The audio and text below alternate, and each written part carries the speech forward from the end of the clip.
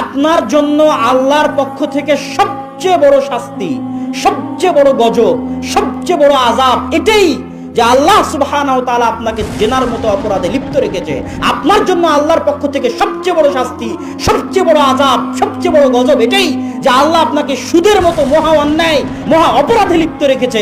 আপনার জন্য আল্লাহর পক্ষ থেকে শাস্তির এটাই সবচেয়ে বড় প্রমাণ যে আল্লাহ আপনাকে ফ্রি ফায়ার, পাবজির মতো নিকৃষ্ট গেমে ব্যস্ত রেখেছে। আপনার উপর আল্লাহর শাস্তির, আযাব, গজবের এটাই প্রমাণ যে আল্লাহ আপনাকে মদ, নেশা, জুয়ার আড্ডায় ব্যস্ত রেখেছে।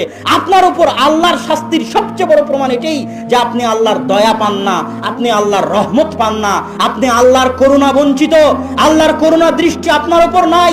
কোন ভাগাড়ে পড়ে আপনি মারা যাবেন এটা আল্লাহ পরোয়া করে না। আপনি আল্লাহর দরবার থেকে বিতাড়িত, আল্লাহর রহমত থেকে বিতাড়িত, আল্লাহর করুণা থেকে বিতাড়িত। এটাই আপনার জন্য আল্লাহর পক্ষ থেকে সবচেয়ে বড় শাস্তি।